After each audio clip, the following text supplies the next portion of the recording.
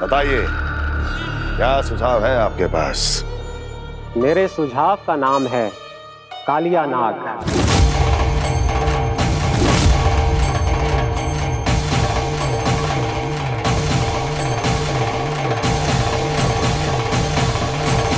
उसके विषय में मैं जानता हूं देवर्षि।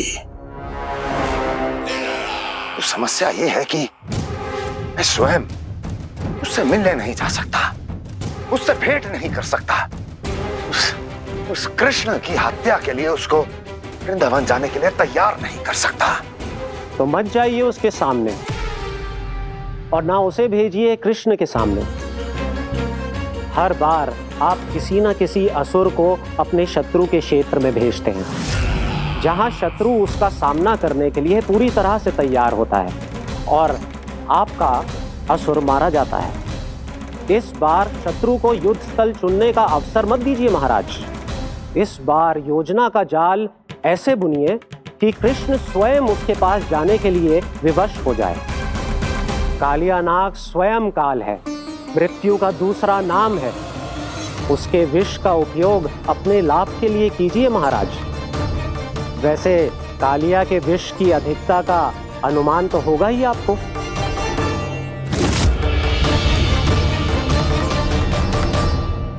एक बार जो उसके क्षेत्र में पहुंच गया, फिर उसके विष से बचना असंभव है। उचित सुझाव है देवर्षि, उचित सुझाव है। देवर्षि, उस छलिया विष्णु की भक्ति करते करते आप भी उसके रंग ढंग सीख गए हैं। उचित है। उचित है।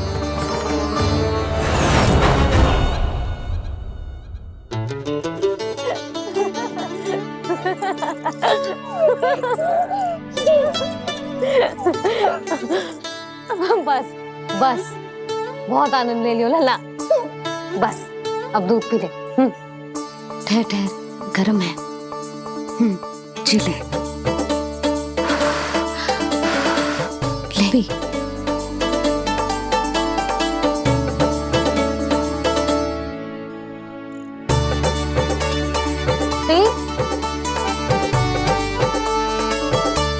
मैं ना होती तो ना जाने क्या हो तो तेरा। अपने आप दूध भी ना पी सकते है, भावला कहीं का। आपकी इस प्रेम के लिए तो मैं धरती पे आया हूँ मैया। मैं भी यही सोच रहा हूँ यशोदा कि तुम ना होती तो मेरा क्या होता। इसी बात पे थोड़ा दूध और कजू खाने को दे दो। अरे मैं तो भूल ही गई। तनिक ठहर जाओ जी, दूध पी लेना तो आपके लिए भी कछु ले आती हूँ।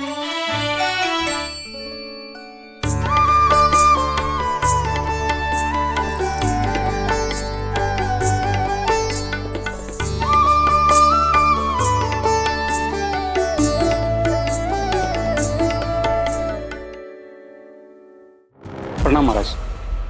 आपकी आज्ञा के अनुसार बिल्कुल वैसा ही पत्र तैयार किया है जैसा आप चाहते थे।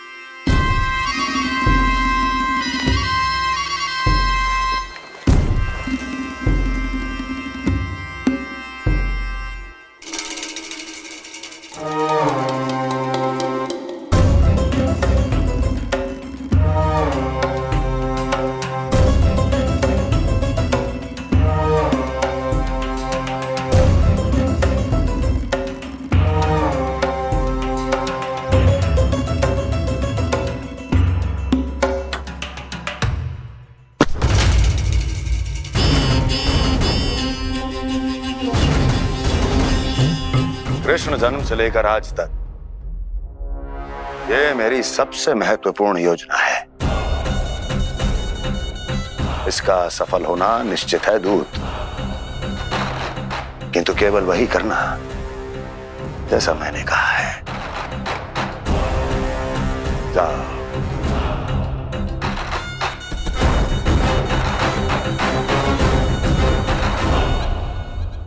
कान्हा,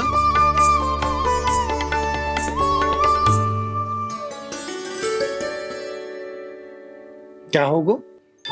बाबा मैं चाहता हूँ कि मैया की इस ममता क्रिस्टल फ्रेम की वर्षा मुझ पे सरते ऐसे होते रहे। वो तो होती रहेगी लल्ला। अपने लल्ला के लिए किसी मैया का प्रेम कभी कम हो सकता है भला? नंदराज, वो मथुरा से एक दूत आयो है महाराज कंस का राजपत्र लेके।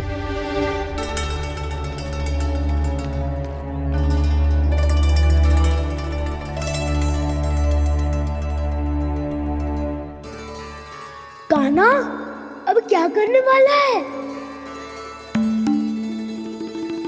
तेरे बाबा कहाँ गए? हाँ?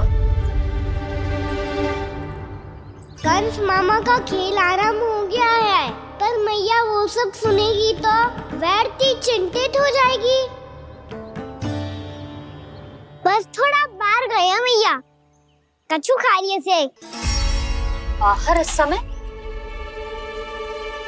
मैया, क्या होगा? मैया देखो ना, पीठ पे कछु हो रहा है। मेरा हाथ ना पकड़ो, आप करो ना। दिखा। यहाँ? क्षमा करना मैया, पर अभी बाबा को ही संभालने दो ये सब। कहिए, क्या संदेश लाए हैं आप? नहीं नंदराज, नहीं। महाराज कंस का आदेश है कि ये संदेश सभी गांव वालों के साथ ही पढ़ा जाए। ठीक है, मैं गांव वालों के सामने पढ़ दूंगा, पर मुझे तो दीजिए पढ़ने के लिए। महाराज की आज्ञा का पालन करना आपके लिए भी आवश्यक है नंदराज। सभी गांव वासियों की सभा बुलाइए। बंसी, सभी गांव वालों की सभा बुलाओ। राजपत्र में ऐसा क्या संदेश भेजो है कंस ने? अब मेरे पत्र को पढ़कर सब भौचक के रह जाएंगे।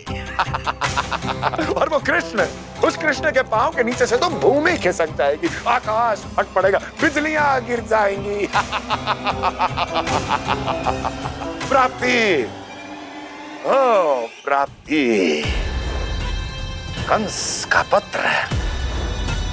स्वयं को बहुत अधिक शक्तिशाली समझता है ना वो। अब देखता हूं कैसे वो इस महासंकट का सामना करता है। वो कृष्ण, वो अपनी मृत्यु स्वयं चुनेगा या मृत्यु की वेदी पर चढ़ा देगा प्रिय वृंदावन वासियों को।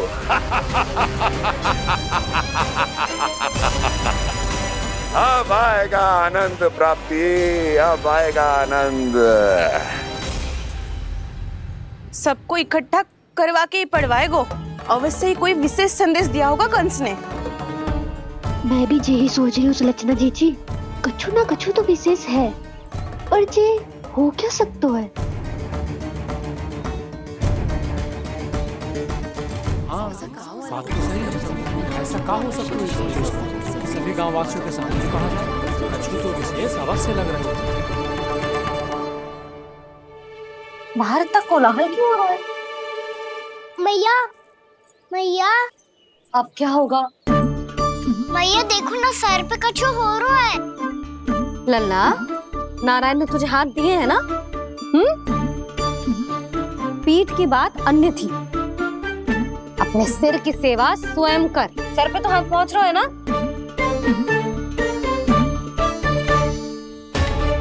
मैया सुनो ना, मैया देखो ना, तीव्र कर कछु हो रहा है। मैया देखो ना, तीव्र कछु हो रहा है।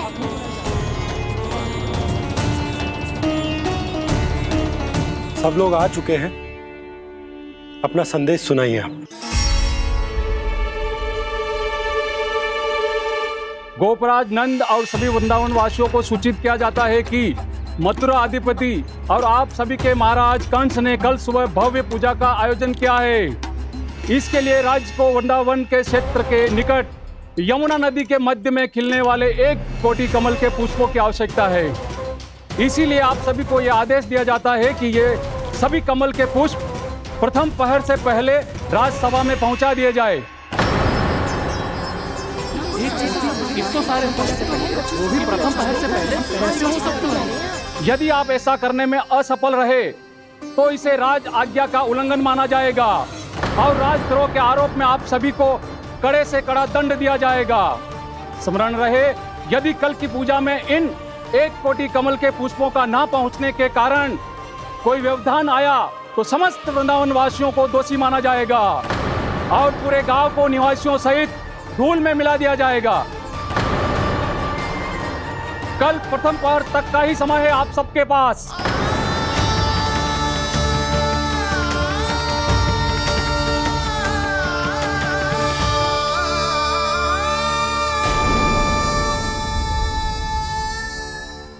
एक कोटि कमल पुष्प, वो भी कल प्रथम प्रहर में? ऐसे कैसे संभव है? और कोई साधारण पुष्प ना, यमुना नदी के मध्य खिलने वाले विशेष कमल के फूल चाहिए उन्हें। लेकिन यमुना नदी में तो कालिया नाग ने विष घोल के रखा है, तो फिर कैसे हो पाएगा? यह संभव है। हमारी मृत्यु का संदेश भेजा राधा कंस ने। सदैव की भांति इस समस्या पर भी गांव के बड़े ही विचार करेंगे। बालकों का यहाँ होना उचित ना है।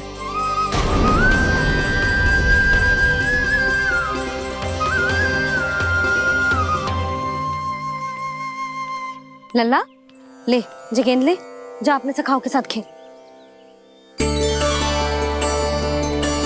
सुबह उज्जवल, मधुमंगल वसंता, देखो भैया ने क्या दिया है।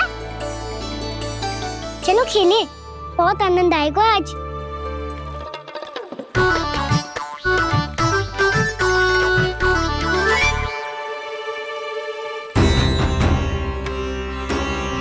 भानु, बंसी, जाओ और शीघ्र ही वो घेरे का कार्य समाप्त करो।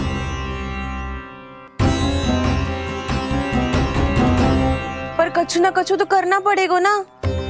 पर हम कर ही क्या सकते हैं? पुष्प लाने को और कोई उपाय है भी तो ना। मैं चला जाऊंगा जमुना जी में। वैसे भी मेरे जीवन के कितने दिन शेष बचे हैं। गांव के लिए, समाज के लिए कुछ करके मरूं, तभी तो शांति मिलेगी। ना काका, यदि आप उस विषैले जल में छलांग लगा भी दोगे, किंतु 1 कोटि कमल पुष्प एकत्रित कर पाना आपके लिए संभव ना है। इससे अच्छा है कि मैं चला जाऊं। यदि मैं मर भी गया तो मेरे पीछे रोने वाला कोई ना है। किसी को कहीं जाने की आवश्यकता ना है। गोप नरेश होने के नाते ये मेरा कर्तव्य है कि मैं आप सबकी रक्षा करूं। नंदराज, आपको जाना है तो जाओ।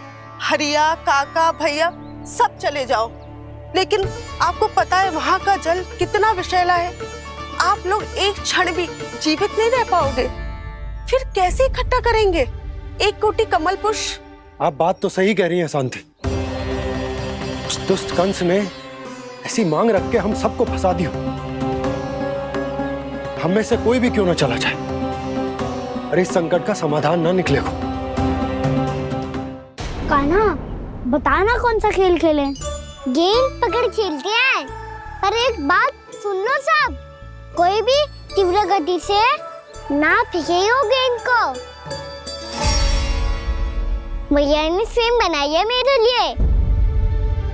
सब तैयार हो? हाँ।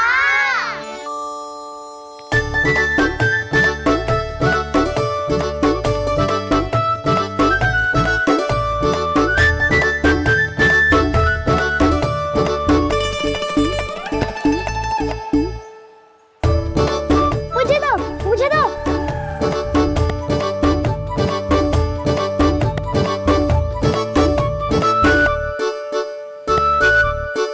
मुझे दो, मुझे दो।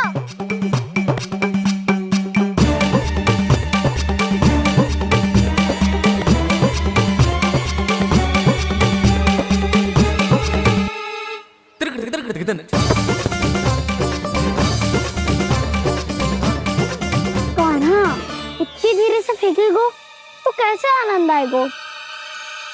थोड़ा बल लगा के फेंक। हाँ कान्हा, हम अभी बड़े हो गए हैं, तू अब भी छोटे बालकों की तरह फेंक रहा है।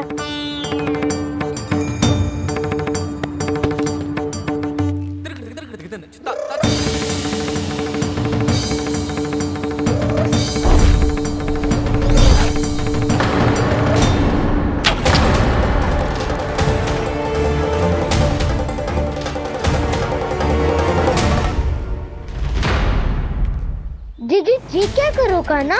गेंद तो डूब गई।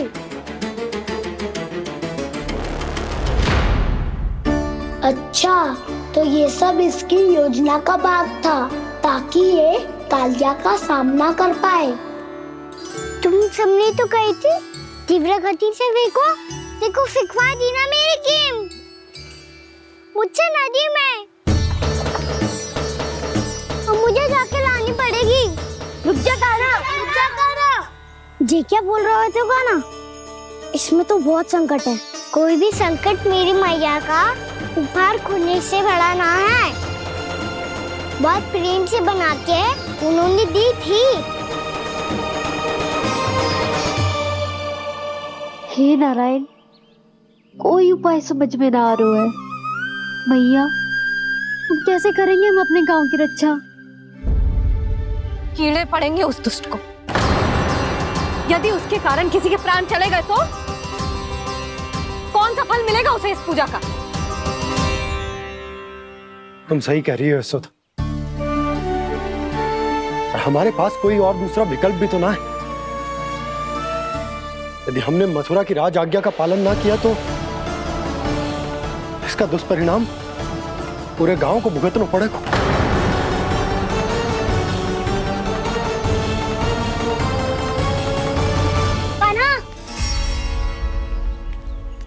हमें पता है कि तू भगवान है, दिव्य है, बहुत शक्ति है तुझमें, पर फिर भी हम तुझे विषैले जल में ना जाने दे सकते। कुछ होगा तो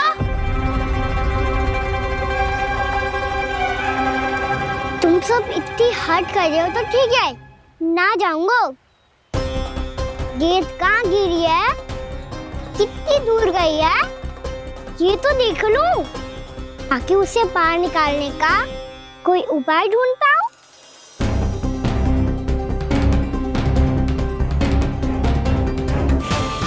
हाँ।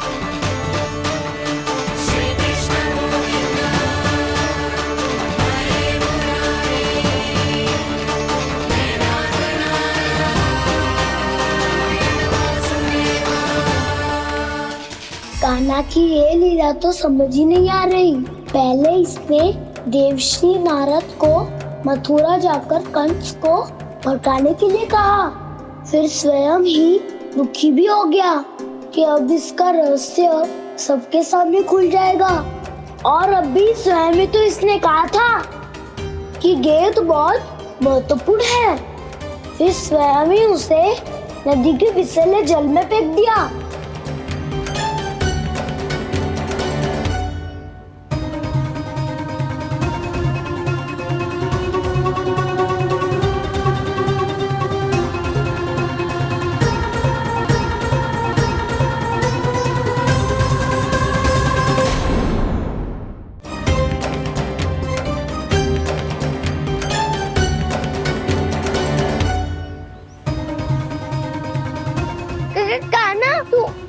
ऊपर क्यों चढ़ रहा है?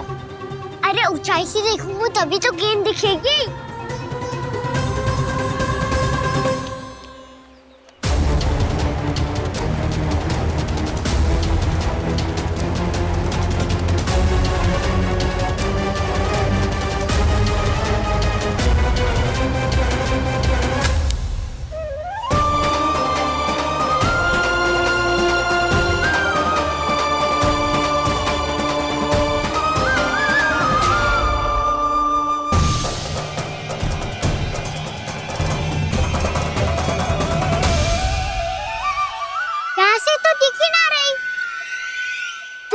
वहीं से फेंकी थी ना?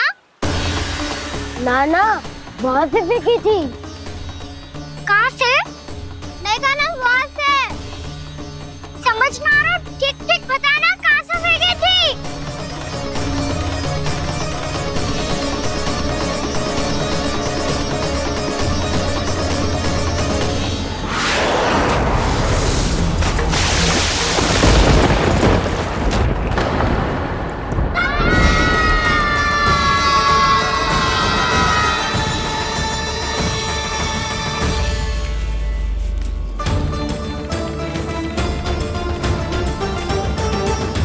कालिया नाग के क्षेत्र में जाकर कोई भी जीवित वापस ना लौट सको है।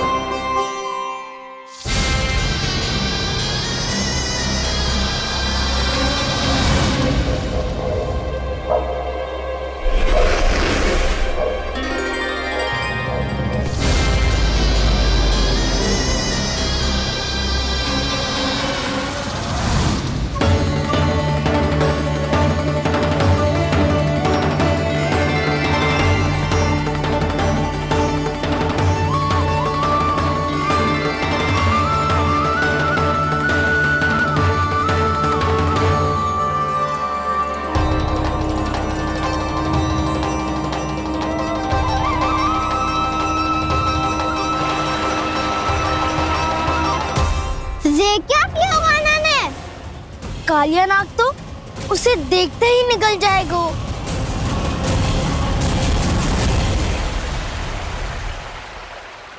तो आरंभ से अब तक सब कुछ उसकी लीला का ही भाग था।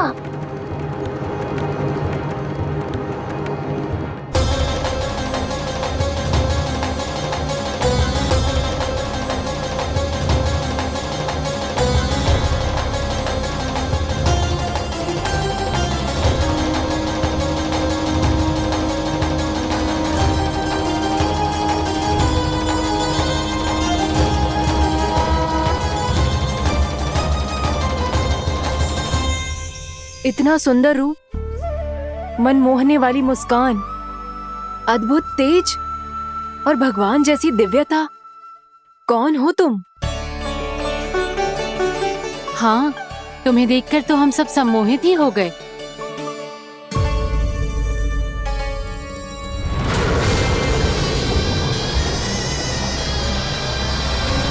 तुम जो भी हो बालक, वापस लौट जाओ। हमारा हृदय तुम्हें ही देखते रहना चाहता है, किंतु यदि हमारे पति जाग गए तो तुम्हें अवश्य हानि पहुंचाएंगे। ये बहुत विषैले है बालक, कालकोट जैसे भयानक। इनके विष से तुम नहीं बच सकोगे। नंदराज, कालिया नाग के विष का प्रभाव बढ़ते ही जा रहा है। पहले 8 कोस तक उसके विष का प्रभाव था, अब तो 1 योजन से अधिक क्षेत्र में फैलो है। जल पीने के प्रयास से अनेक पशु मारे गए हैं और नदी के निकट के वृक्ष और वनस्पति सब नष्ट होने लगे।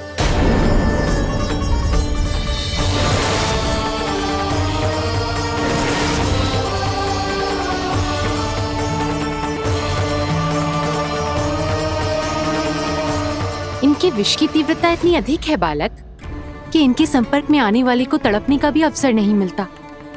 इनके विष की अग्नि क्षण भर से भी कम समय में प्राण वायु को जलाकर राख कर देती है।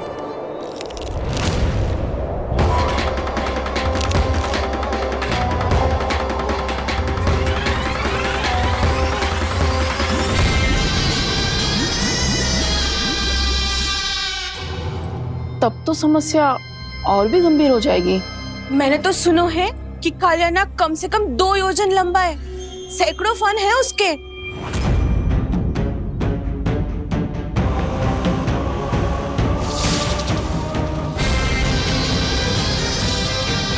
इसका अर्थ तो ये है कि हम दोनों ओर से फंस गए। एक और कंस को 1 कोटि कमल पुष्प देने, जो कि कालिया नाग के क्षेत्र में पड़ते हैं, और दूसरी ओर उस कालिया नाग का विष यमुना जी के क्षेत्र में बढ़ता ही जा रहा। इसके कारण हम ही नहीं, निर्दोष पशु पक्षी भी संकट में। इन दोनों समस्याओं का एक ही समाधान है, उस कालिया नाग का सामना करना। और ये ना समझ आ रहा कि हम ये करेंगे कैसे, क्योंकि ये बात साधारण मनुष्य के बस की ना है। हमारे लिए ये असंभव है।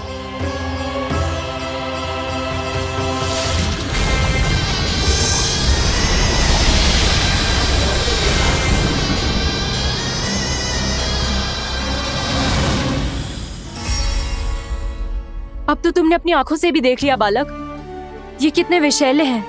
नींद में भी विष उगलते हैं। इससे पहले कि तुम्हें कुछ हो जाए, चले जाओ यहाँ से। मान लो हमारी बात। आप सब मुझे जानती भी नहीं और फिर भी मेरी इतनी चिंता कर रही हैं आप। माँ की ममता भेदभाव नहीं जानती। तुम भी किसी के पुत्र हो और हम सब भी माँ हैं। एक माँ को हर बालक में अपनी ही संतान दिखाई देती है, इसलिए हम तुमसे विनती करते हैं, वापस चले जाओ, बचा लो अपने प्राण। मेरी चिंता मत कीजिए, मुझे कुछ नहीं होगा। होगा, अनर्थ होगा यदि ये उठ गए तो।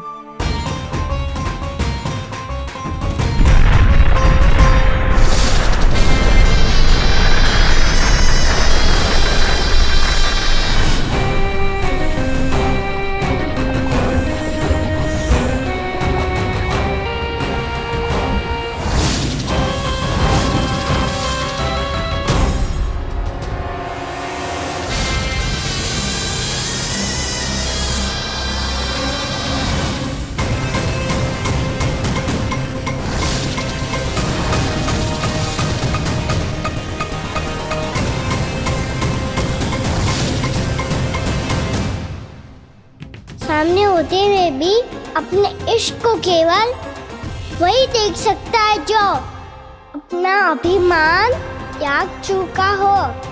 पर पूर्व जन्म में मेरा भक्त होने के नाते मेरा सत्य स्वरूप देख पाने में मुझे इसकी सहायता करनी चाहिए।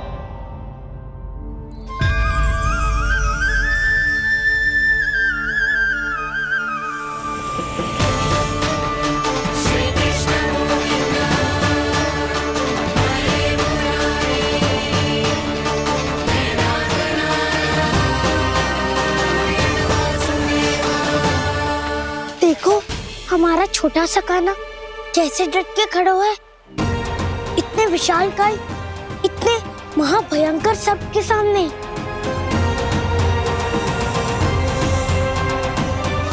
ये कोई भगवान नहीं है जो इसके सामने हाथ जोड़ रही हो तुम सब।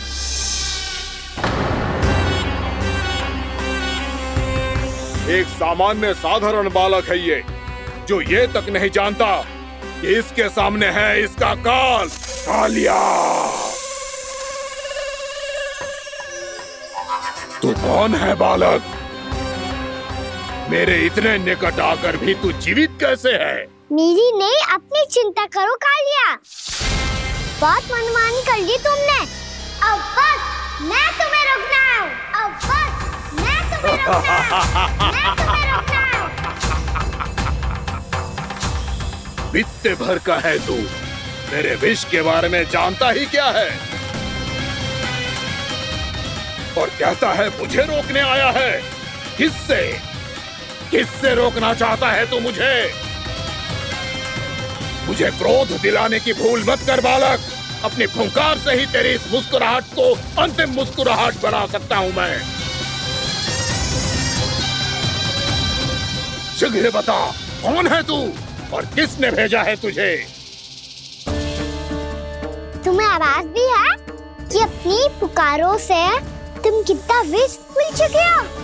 पवित्र यमुना नदी को कितना दूषित कर दिया तुमने।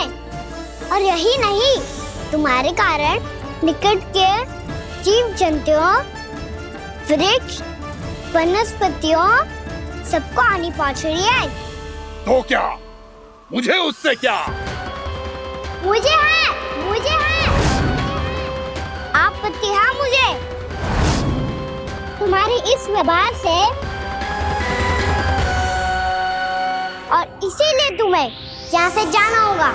यहाँ से जाना होगा।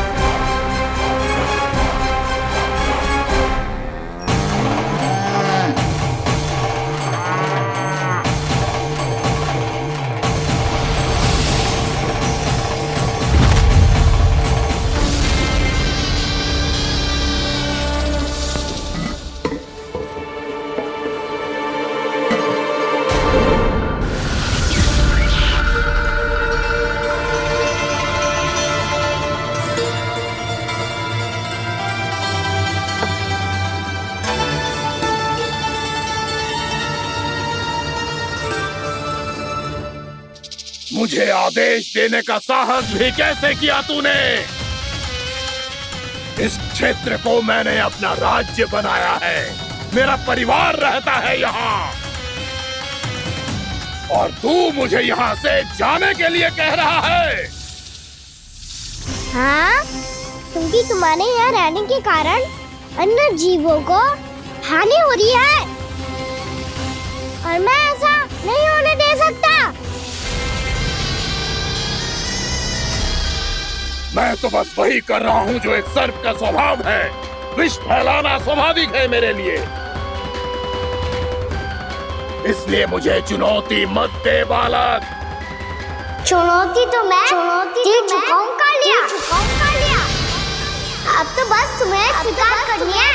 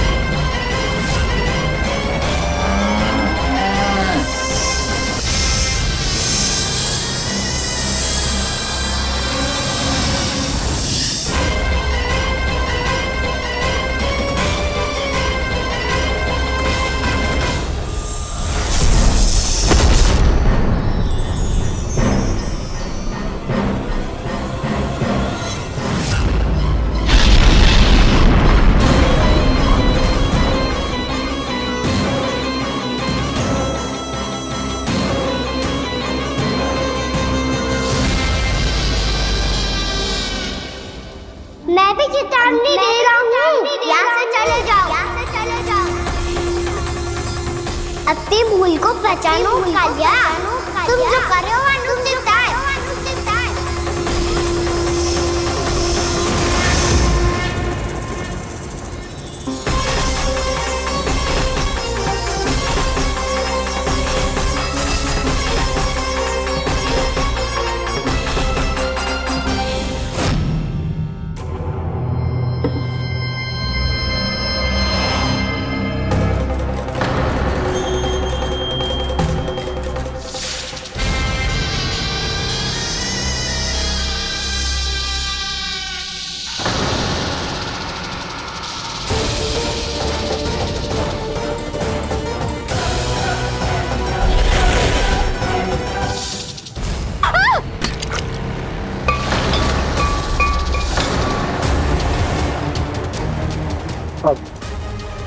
मैं आता हूँ।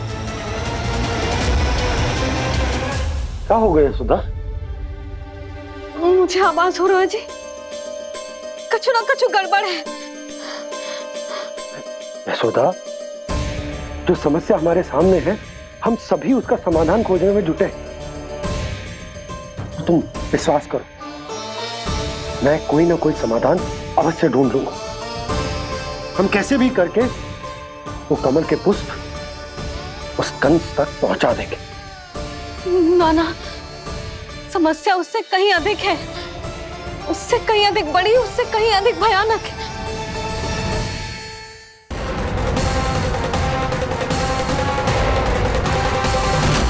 विस्की ये बूंद से ही सबके प्राण चले जाते हैं। इसने तो विस्की धारियां फेंके हुए हैं खाना पे। कान्हा कैसे बच्चे को अधिक विष से?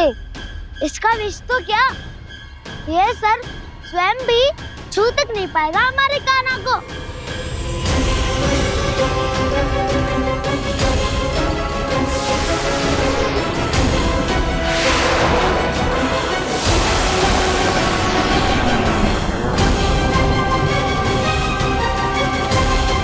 तुम्हारे सखा को, मेरे भाई को कोई हानि नहीं पहुंचा पाएगा। ये कान्हा का सत्य चाहे जो हो बलराम, पर अभी तो जो एक बालक ही है ना।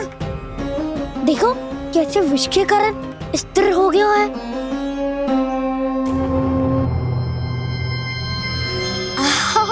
हाउ सर्फ ने कितनी आसानी से अपनी पूंछ से बांध लिया है। मुझे यहाँ से भगाना चाहता था ना तू? अब मैं तुझे दिखाऊंगा अपना सामर्थ्य। ये मूर्ख किसे बांधना चाहता है अपनी पूंछ में? उन्हें जिनका विस्तार सारे ब्रह्मांड में है, या उन्हें जो स्वयं अनंत है? पर देवराज, प्रभु ऐसा करने ही क्यों दे रहे हैं कालिया को? आप सब भूल रहे हैं देवगण, कालिया पूर्व जन्म में प्रभु का बहुत बड़ा भक्त था। उसी भक्ति का फल मिल रहा है अब इसे। वैसे भी भक्तों के मन का भाव सबल हो तो भगवान तो सहज ही बंध जाते हैं।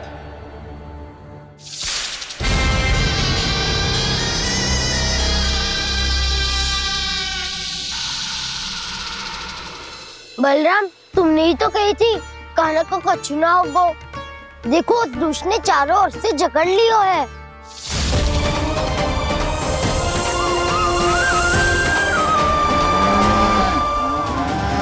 ये क्या कह रही हो तुम? जसोदा जी, क्या हुआ? घबरा क्यों रही हो आप? सुलक्षणा, मुझे आभास हो रहा है कुछ बहुत बड़ी अनहोनी हो गई है। नंदराज, नंदराज, नंदराज!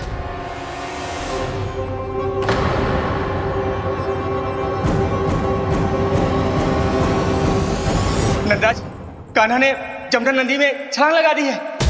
कान्हा ने जमना नदी में छलांग लगा दी है। कान्हा ने जमना नदी में छलांग लगा दी है। कान्हा जमना में कूद गया है। मुझे लगा था आज कछु गड़बड़ होने वाली है। मुझे आज कान्हा को ना जाने देना चाहिए था।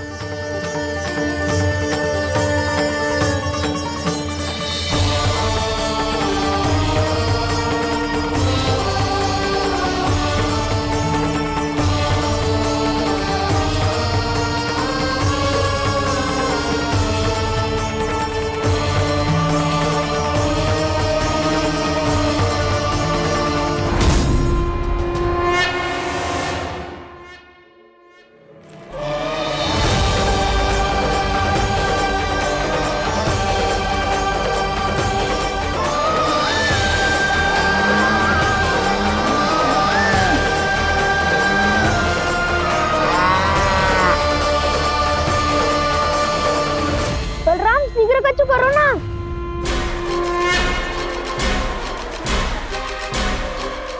कच्चू भी करो पर कान्हा को बचाओ। नाग बहुत भयंकर है, कान्हा अकेले ना संभाल पाएगा इसे।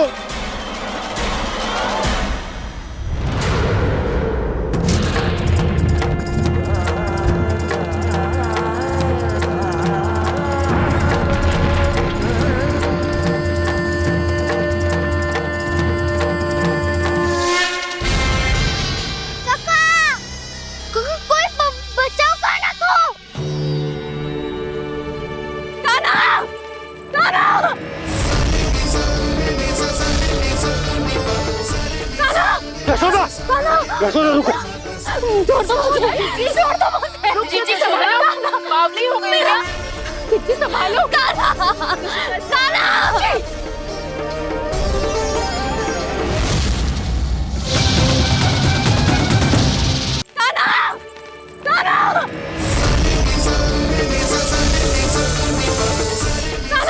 यशोदा, यशोदा रुको।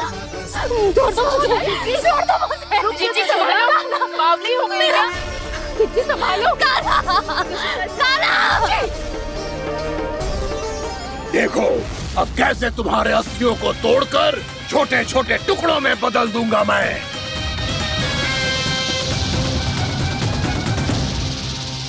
अगर जी आप जाओगी तो आप भी फंस जाओगी। अपने लल्ला के लिए मैं किसी भी संकट का सामना करने के लिए तैयार हूँ। छोड़ो ना यशोदा, हमें कोई और उपाय खोजना पड़ेगा। कोई और उपाय? आप देख ना रही मेरा कान्हा किस दशा में है। कान्हा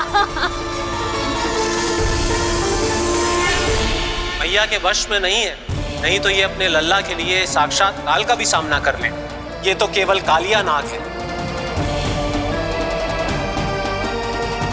हे नागराज, आप मेरे प्राण ले लो पर कान्हा को छोड़ दो। ना नागराज, आप मेरे प्राण ले लो, मैं विरोध भी ना करूंगी। ना नागराज, आप मुझे मार दो पर मेरे कान्हा को छोड़ दो। ना ना ना ना नागराज, मेरे प्राण ले लो, हमारे कान्हा से क्या शत्रुता है आपकी? प्रभु के लिए जो प्रेम यशोदा मैया के हृदय में है, वही इन सभी गोपियों के हृदय में भी है।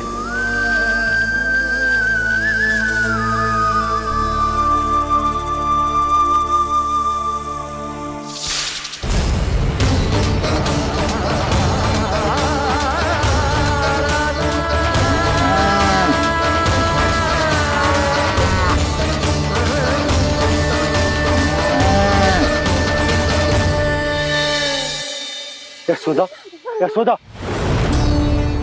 देखो इन गोपियों को, इन गैयाओं को, इन सब के मन में भी तुम्हारी भांति ही ममता भरी हुई।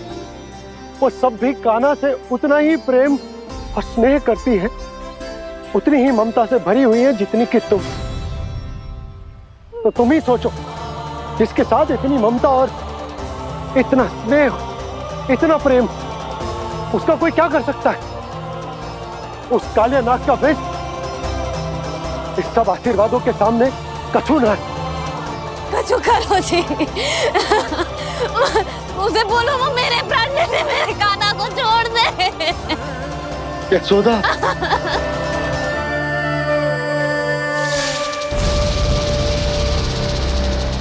केवल इन्हीं में नहीं देवराज, नाग पत्नियों के हृदय में भी ममता का वही प्रेम उमड़ रहा है।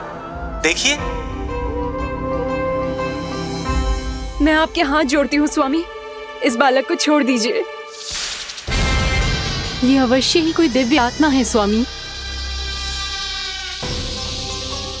हम आपसे विनती करते हैं स्वामी, इस नन्हे बालक को हानि मत पहुंचाइए स्वामी। मेरी पत्नियां मेरे ही शत्रु के लिए विनती कर रही हैं। अब यदि इसके पक्ष में एक शब्द भी कहा तुम सबने, तो मैं इस बालक से पहले तुम सबके प्राण ले लूंगा। हो रहा प्रसन्न नाग कालिया, विजय को निश्चित जान। रोते बिलखते व्याकुल सब, संकट में देख कान्हा के प्राण।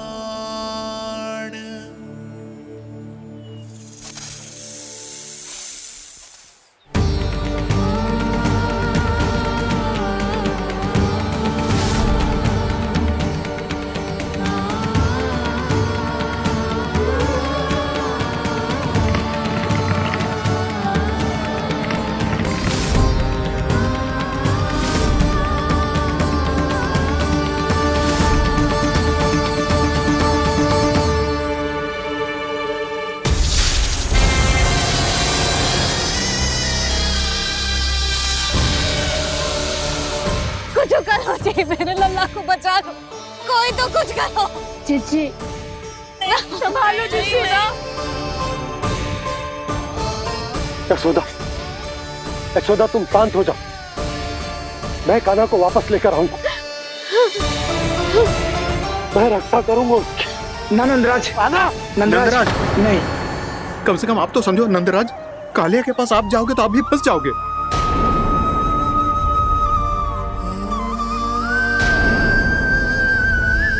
बलराम, तेरा भाई इतनी भीषण संकट में है और तुझे जरा भी दुख ना हो रहा? क्या आप सब अब तक नहीं समझ पाए कि कान्हा सच में कौन है? छोटे बाबा, आप तो उसका सत्य जानते हैं ना?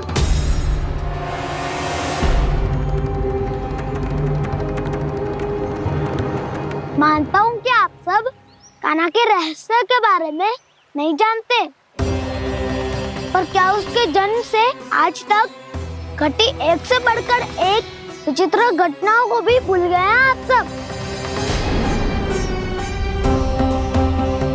भूल गए हैं कि कैसी पूतना जैसी राक्षसी उसका कुछ बिगाड़ नहीं पाई, कैसे तरनावती जैसा भयानक राक्षस उसे एक खरोच भी नहीं दे पाया था।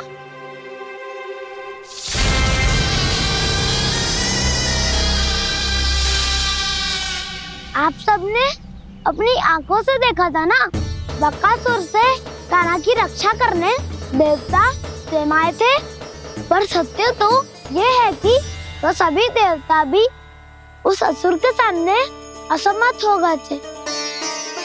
तब कान्हा ने बहुत ही आसानी से उस भयंकर असुर का वध किया था, एक ही बार में धराशायी कर दिया था उसे। तो आप सभी सोचिए, बार बार ऐसे असाधारण कार्य करने वाला बालक साधारण कैसे हो सकता है? अब तो आरंभ से ही सारा सत्य जानते हैं छोटे बाबा। रहस्य छुपाने में सदैव कान्हा की सहायता करते आए हैं आप, और आज आप स्वयं ही उसके सत्य को भूल रहे हैं। और तुम सब भी तो जानते हो कान्हा की शक्तियों के बारे में, तो क्या तनिक भी विश्वास ना है अपने सखा पे? बलराम, जे तू क्या कह रहा है? मैंने जो कहा उसका एक एक शब्द सत्य है छोटी माँ। यदि प्रभु की इच्छा हुई तभी कुछ ही क्षणों में सब कुछ अपनी आंखों से स्वयं अनुभव कर लेंगे आप।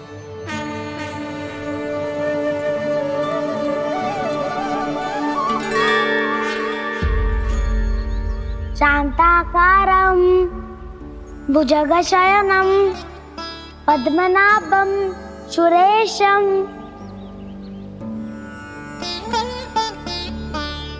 विश्वाधारं गगनसदृशं मेघवर्णं शुभांगं लक्ष्मीकान्तं कमलनयनं योगी वीरध्यानगम्यम् वन्दे विष्णुं भवभयहरं सर्वलोकैकनाथम्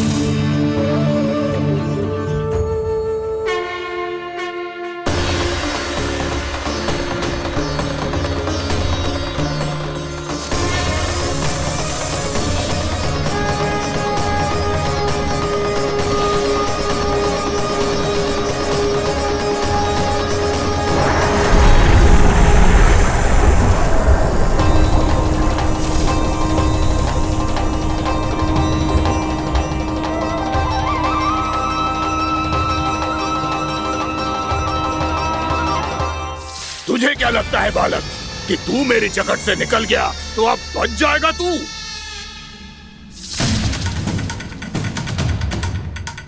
मेरे विष से अपनी प्राण रक्षा करने में सफल रहा, मेरी जकड़ से भी छूट गया, पर मेरे दंश से नहीं बच पाएगा।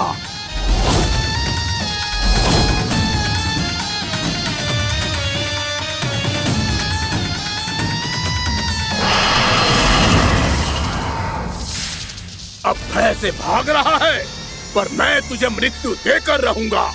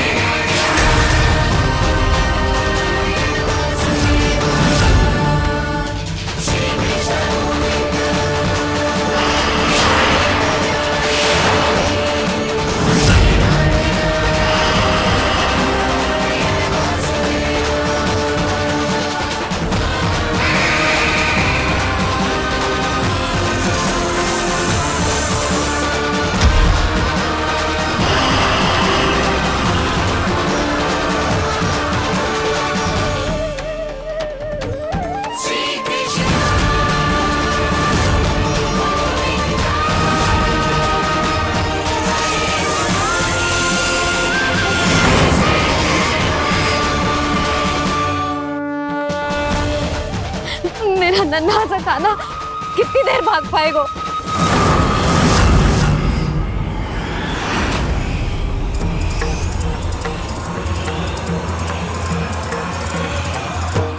और कितनी प्रतीक्षा करोगे मेरी भक्त कालिया? भक्त नहीं, काल हूँ मैं तेरा। जब अहंकार का मुकुट बुद्धि को ढक लेता है तो भक्त अपने भगवान को भी नहीं पहचान पाता। व्यर्थ की पहेली में मत उलझा बालक, ना मैं भक्त हूँ और ना तू भगवान।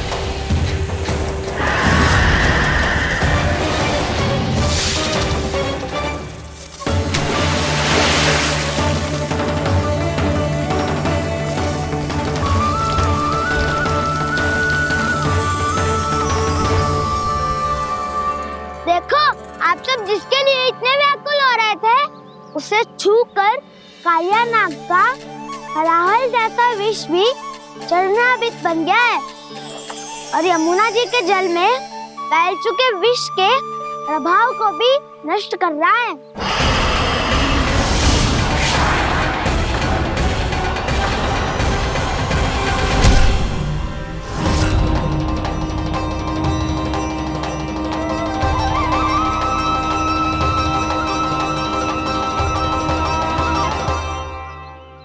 धर्म रक्षक अधर्म विनाशक प्रभु श्री कृष्ण का कौशल सचमुच अद्वितीय है। नारायण नारायण।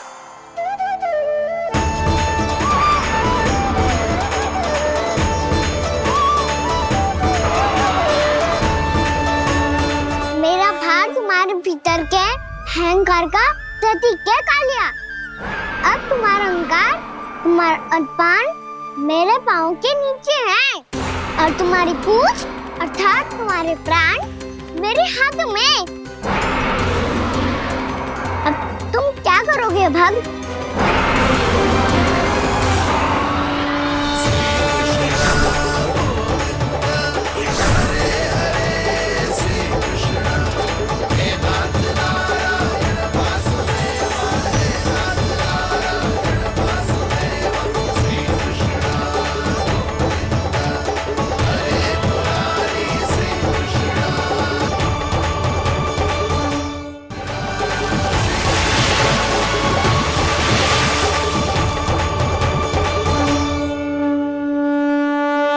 प्रभु, भले ये आपको पहचानने में असमर्थ हो, पर हम सब ने आपको पहचान लिया है। हाँ प्रभु, एक भक्त होने के नाते और एक अर्धांगिनी और माँ होने के नाते मैं आपसे इनके प्राणों की भिक्षा मांगती हूँ। अपनी कृपा दिखाइए और इन्हें क्षमा कर दीजिए। आपके लिए मित्र और शत्रु में कोई अंतर नहीं प्रभु। उसी तरह आपकी कृपा और दंड में भी कोई अंतर नहीं। दोनों दया ही तो हैं, अकारण ही किसी को प्राप्त नहीं होती। हमें विश्वास है कि हमारे पति को मिला ये दंड कोई अभिशाप नहीं है, आपका वरदान है। ये सत्य है प्रभु कि इनसे बहुत से पाप हुए हैं। इनके विष से बहुत सारे जीव जंतु को हानि पहुंची है, पर अब आपके चरण इनके शीश पर पड़ गए हैं। ऐसी कृपा तो बड़े बड़े महान महात्माओं को भी दुर्लभ है, और इन्हें प्राप्त हुआ तो अवश्य ही ये किसी महान पुण्य का ही फल है। हे प्रभु, उन्हीं पुण्य कर्मों की शक्ति का आह्वान कर मैं आपसे विनती करती हूँ, इन्हें प्राण दान दीजिए। मैं अपने इस भक्त को क्षमा अवश्य करूँगी देवियों, यदि ये अपने अहंकार को त्याग कर मुझे पहचान ले तो।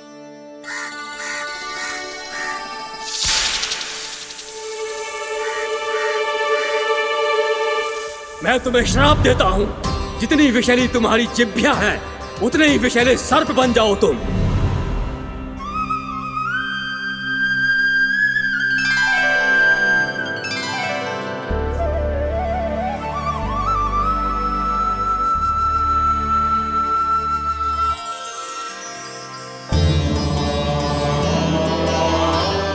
नारायण, मुझे क्षमा कीजिए नारायण। मैं तो आपका परम भक्त था, किंतु मैं आपको पहचान नहीं सका। इसका दंड तो मुझे मिलना ही था, किंतु मैं अब प्रायश्चित करना चाहता हूं। इसके लिए यदि आप मेरे प्राण भी ले लेंगे तो भी मुझे कोई दुख नहीं होगा। मैं अपना जीवन, मृत्यु और अपना अस्तित्व सब कुछ आपको समर्पित करता हूं।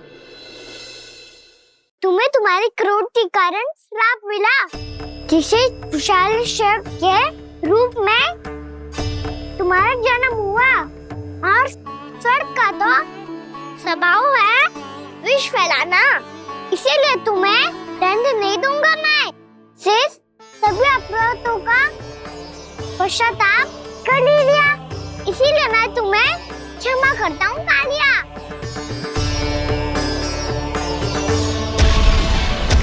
पर तुम्हें यहाँ से दूर समुद्र के बीच जाकर रहना होगा, जहाँ किसी निर्दोष का जीवन तुम्हारे विष से प्रभावित न हो। मैं चाहकर भी आपकी इस आज्ञा का पालन नहीं कर सकता। मैं असमर्थ हूँ प्रभु, क्योंकि यदि मैं इस क्षेत्र को छोड़कर गया तो मेरी मृत्यु निश्चित है। आपसे क्या छुपा है प्रभु? आप तो जानते हैं कि सर्प जाति और आपके वाहन गरुड़ के बीच अनंत शत्रुता चल रही है, जिसका प्रारंभ नागों के द्वीप नागालय से हुआ था। उस द्वीप पर छोटे जीवों को निगल जाने के लिए सर्प थे, और गरुड़ को सर्पों का स्वाद बहुत प्रिय था, इसलिए वो बार बार नागद्वीप जाने लगा था। पर इस कारण पूरी सर्प जाति उससे आतंकित हो गई थी, इसलिए जब भी गरुड़ वहां पहुंचता तो सभी सर्प छिपने लगते। जब गरुड़ को इसका आभास हुआ तो उसे बड़ा क्रोध आया और वो उत्तेजना में भरकर सर्पों का शिकार करने लगा। भूख ना होने पर भी उन्हें मारने लगा। अब सर्पों के प्राण हरना उसके लिए खेल बन गया था। इस भीषण समस्या का समाधान ढूंढने के लिए पूरी सर्प जाति महान सर्प वासुकी के सामने इकट्ठी हुई। हे महान वासुकी, हमारी सहायता कीजिए। नागद्वीप पर गरुड़ ने आतंक मचा दिया है। पहले तो वो हमें अपना भोजन बनाता था, लेकिन अब हम उसके खेल का साधन बन चुके हैं। भूख हो या ना हो, जब तब आकर वो हमारे प्राण हर लेता है। अनुचित हिंसा के इस प्रथा का आरंभ सर्पों ने ही किया है। पहले आप सबने पूरे द्वीप पर अधिकार कर लिया, फिर आहार के साथ साथ आनंद के लिए भी आप सभी ने निर्दोष जीवों की हत्या की। और जब सृष्टि का संतुलन बनाए रखने के लिए गरुड़ आपको अपना आहार बनाने आया तो आप सब अपने प्राणों की रक्षा के लिए छिपने लगे। तो फिर गरुड़ का उत्तेजित होना तो स्वाभाविक ही था। नागनाथ, जो हमने अन्य जीवों के साथ किया वही अब हमारे साथ हो रहा है, परंतु ये भी तो सृष्टि के संतुलन के विरुद्ध ही है ना? अवश्य है, इसलिए मैं गरुड़ से चर्चा करूंगा। धन्यवाद प्रभु।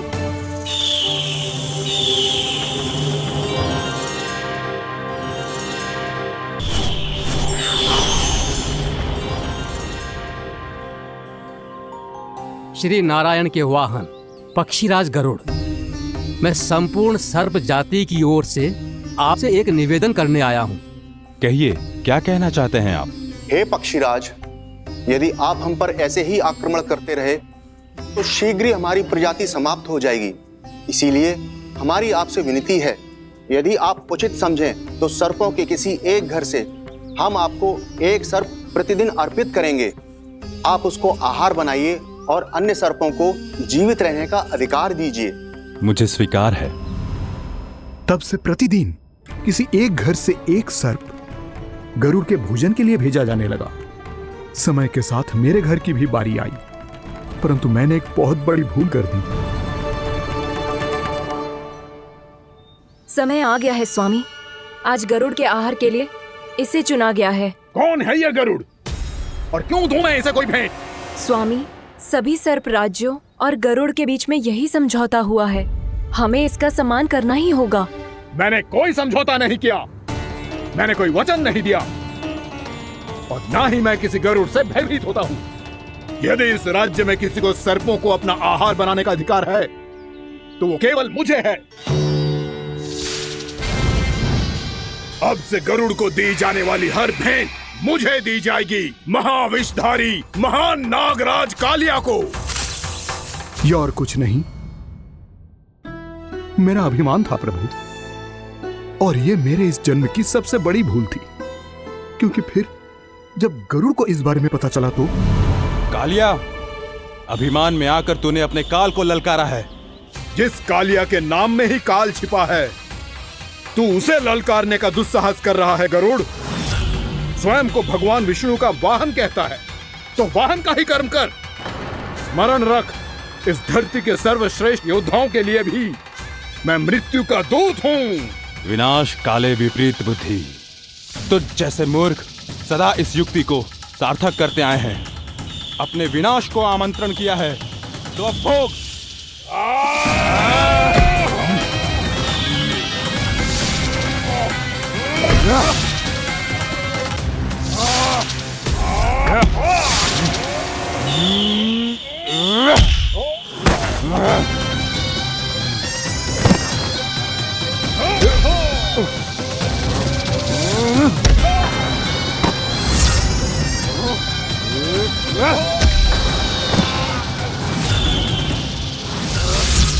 जिसने मेरा भोजन चुराने की धृष्टता की है वो इसी योग्य है। तू मुझे जानता नहीं है गरुड़, मैं महाविषधारी नाग कालिया हूँ। तेरा इतना दुस्साहस कि तूने मुझ पर चरण से प्रहार किया।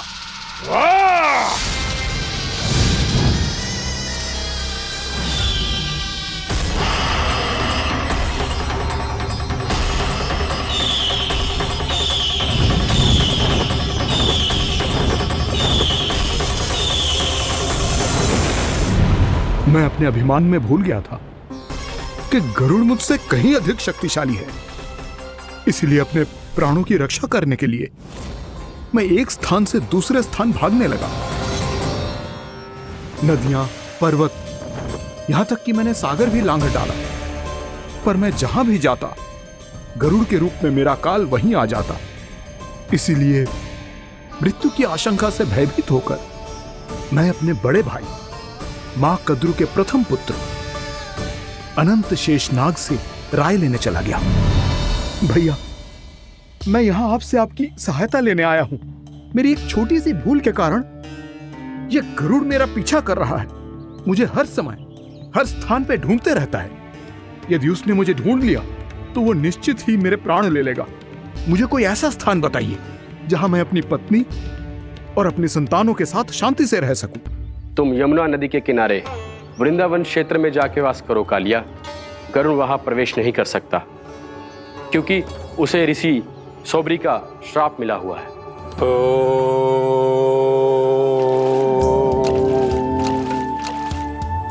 ध्यान और तपस्या का नित्य कर्म करते हुए ऋषि के मन में मछलियों के प्रति प्रेम भाव इतना बढ़ गया कि वो भूल गए सभी जीव खाद्य श्रृंखला का भाग होते हैं, और मछलियां भी इस नियम की अपवाद नहीं है। उन्हें मछलियों की अटखेली इतनी अच्छी लगने लगी कि वो इस क्षेत्र के मछुआरों को भी मछली पकड़ने की अनुमति नहीं देते थे।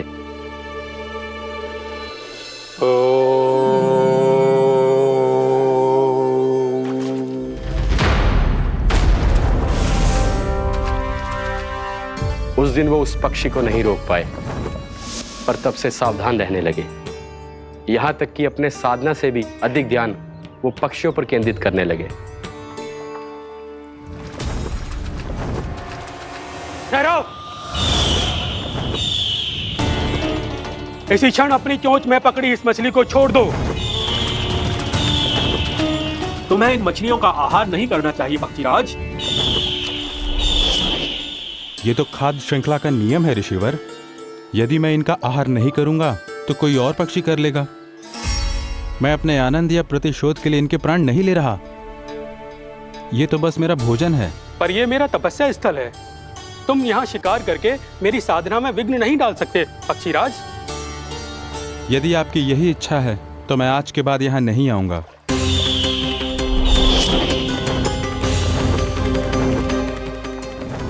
पर आज ये मछली मेरे आहार के रूप में पकड़ी जा चुकी है। मैं वचन देता हूँ ऋषिवर, इस स्थान पर यह मेरा अंतिम शिकार होगा।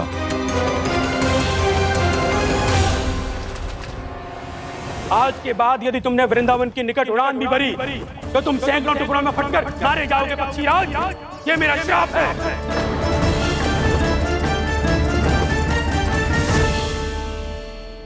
और इसीलिए भैया शेषनाग के सुझाव के अनुसार मैं यहां आ गया।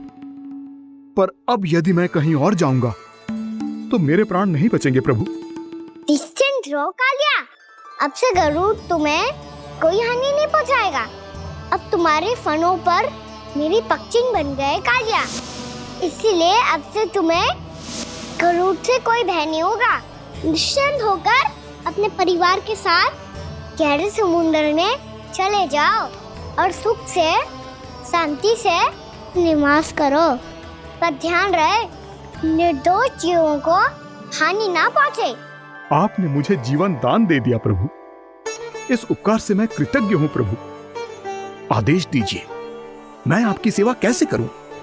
तुम्हारे जल क्षेत्र से 1 कोटि कमल पुष्पों को लेने की अनुमति दे दो कालिया। यह मेरी सेवा होगी प्रभु। ये तो मेरा सौभाग्य होगा।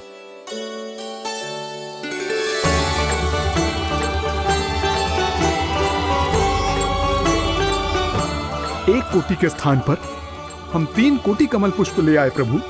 मैं तुम्हारी सेवा भाव से प्रसन्न हुआ कालिया।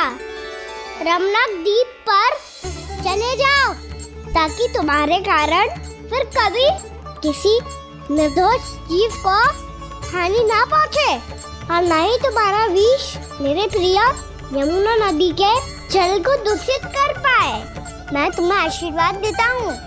आज यहाँ मेरे द्वारा तुम्हें दिए गए इस आदेश का स्मरण जो भी भक्त करेगा और प्रातः काल और संध्या काल में इसका उच्चारण करेगा, उसे फिर कभी किसी संकट से कोई भय नहीं होगा। ये स्थान अब से कालाकुंड के नाम से जाना जाएगा। यहाँ पर स्नान करने वाला और देवताओं को इस क्षेत्र से जल का अर्घ्य देकर प्रसन्न करने वाला भक्त यदि मेरा स्मरण करके पास रखेगा तो वो अपने सभी पापों से शीघ्र ही मुक्त हो जाएगा।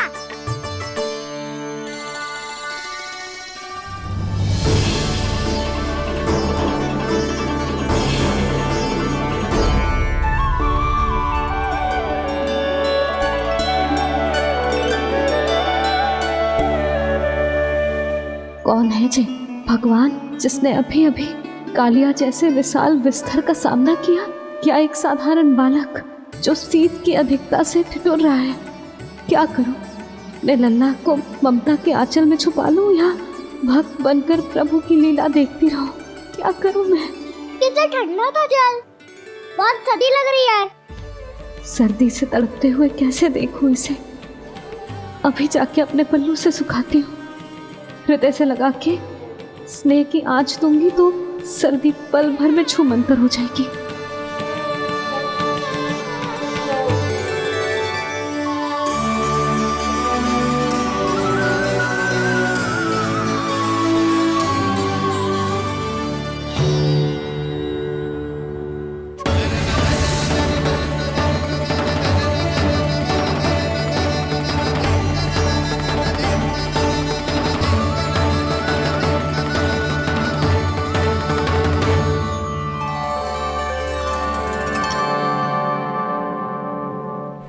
मेरी आवश्यकता ना है इसे, ये तो सच्ची में भगवान ही है जिसकी ठंड दूर करने के लिए स्वयं द्वादश आदित्य प्रकट हो गए हैं।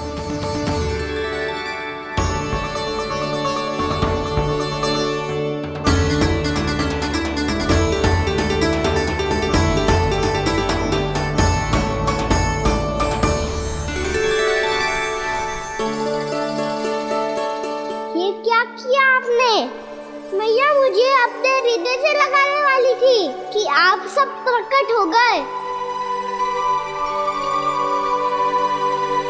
क्षमा कीजिए प्रभु, पर आपको भीगा हुआ देखकर, ठंड से ठिठुरता हुआ देखकर हमसे रहा नहीं गया। हम अपने वश में नहीं थे प्रभु। भक्ति से भावुक होकर हम प्रकट होने पर विवश हो गए थे। हमारी किरणें जैसे स्वयं ही फूट पड़ी और दौड़ पड़ी आपको सुखाने के लिए।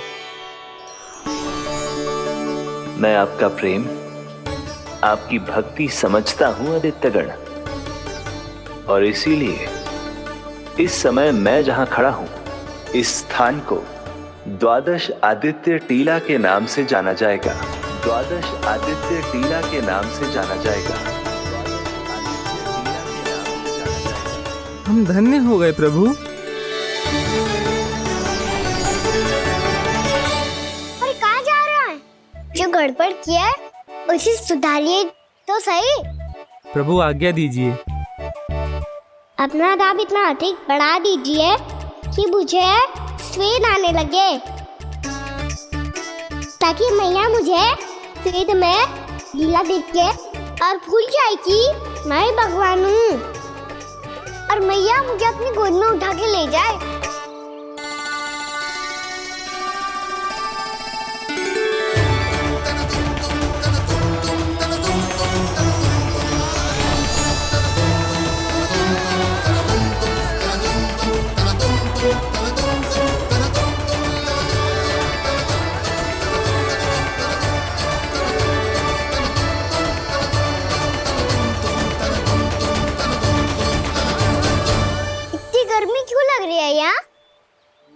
स्वेद की एक बूंद भी आती थी तो मैं अपना आंचल लेकर पहुंच जाती थी इसके पास। जानती ही नहीं थी कि चेतु स्वयं वायुदेव को आदेश दे सकता है कि वो बहने लगे और उसका सारा स्वेद सुखा दे। वायुदेव की आवश्यकता नहीं है मैया, मुझे आप ही चाहिए, लगता है जिस बात का भय था वही सत्य होने लगी है। भैया मेरे भगवान रूप को भूल नहीं पाएगी और अब मेरे लिए उनसे सत्य छुपा कर रख पाना कठिन हो जाएगा। कृष्णा कृष्णा हरे कृष्णा कृष्णा कृष्णा मुरली मनोहर कृष्णा गोपाला गोविंदा हे दामोदरा।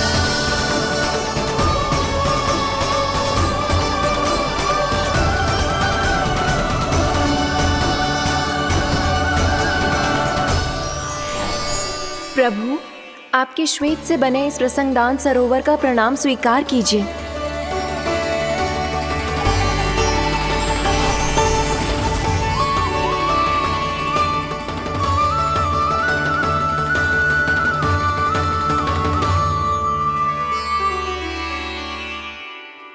ओहो, इस चमत्कार को देखकर भैया को और भी अधिक विश्वास हो जाएगा कि मैं भगवानी हूँ।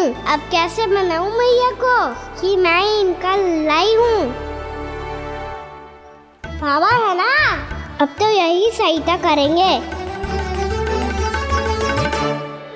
श्री कृष्णा गोविंदा हरे हरे श्री कृष्णा गोविंदा हरे हरे श्री कृष्णा हरे मुरारी श्री कृष्णा श्री कृष्णा श्री कृष्णा।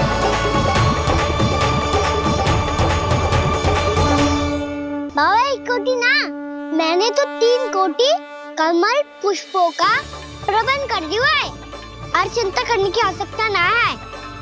1 कोटी कमल के स्थान पर 3 कोटी कमल पुष्प मिल गए हैं। हाँ कान्हा, मैं उचित संदेश के साथ ये सारे पुष्प उस कंस के पास भिजवा दो। महाप्रक्रमी कान्हा की जय। वृंदावन रक्षक कान्हा की जय। महाप्रक्रमी कान्हा की जय। भानु जी नंदराज, बाकी गांव वालों को लेकर ये सारे पुष्प इकट्ठा करो और कंस के दरबार में पहुंचाओ। जी।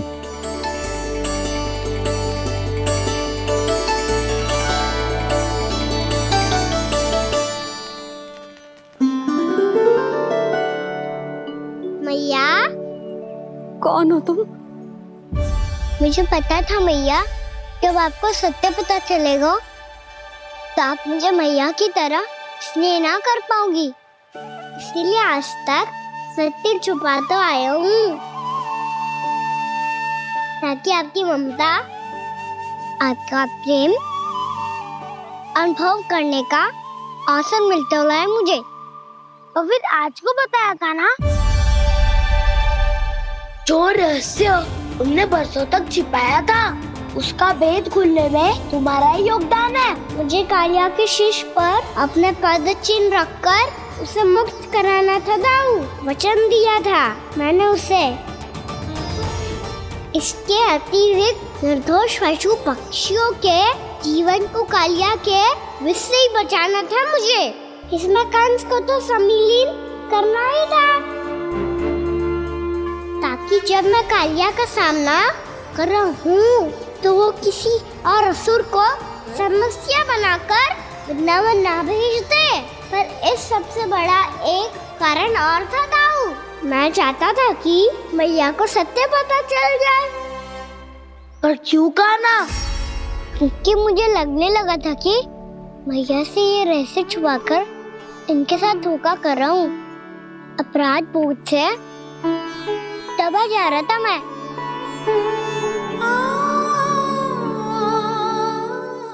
जो सत्य आपको, बाबा को, सभी को पता है, यहाँ तक कि मेरे सखा भी जानते हैं,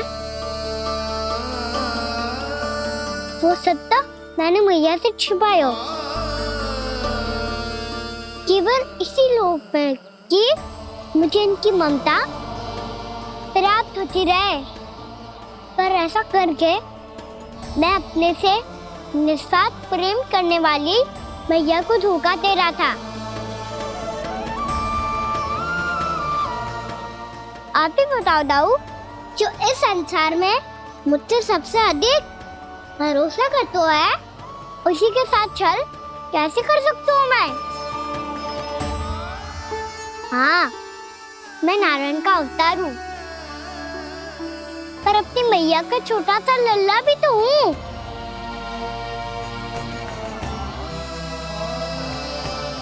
इसीलिए तो यमुना जी में छलांग लगाने का एक कारण इस गेंद को लेने जाना भी था। स्नेह से बनाई थी मैया ने गेंद, इसे अपने से दूर कैसे होने देता मैं? आपको आभास भी ना है मैया कि आप मेरे लिए कितने महत्वपूर्ण हो। ये सत्य है कि सभी देवता, प्रकृति, भक्त, ये सब है मेरा ध्यान रखने के लिए, मेरी सेवा करने के लिए। पर क्या इनमें से कोई भी मेरी मैया का स्थान ले सकता है? और आप भी तो यही चाहती थी कि मैं आपका लल्ला बन के आऊं, आज जैसे आपने मुझे अपनी गोद में लिटा रखा है, क्या कुछ ऐसा नहीं हो सकता कि शीघ्र ही मुझे आपको अपनी गोद में खिलाने का अवसर मिल जाए? मैया, नारायण का अवतार होना क्या इतनी बड़ी समस्या है कि आप हृदय से भी राह लगा सकते? मैया,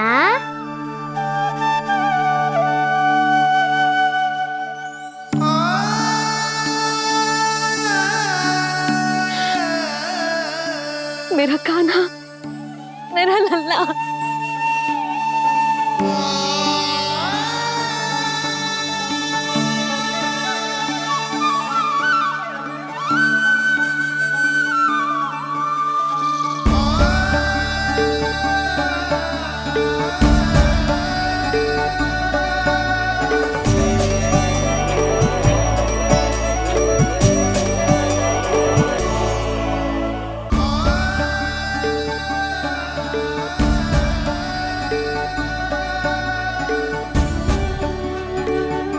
ये सत्य है कि ये जानने के बाद कि तू श्री नारायण का अवतार है,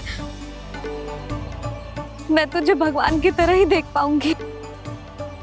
पर मेरे हृदय की जो ममता है ना, वो भक्त से कहीं अधिक है लल्ला। फिर चाहे तू साधारण बालक हो या श्री नारायण का अवतार, तू सदैव ही मेरा लल्ला है, मेरा लल्ला था और सदैव ही रहेगा। यशोमती मैया का नंद लाला, यशोमती मैया का नंद लाला।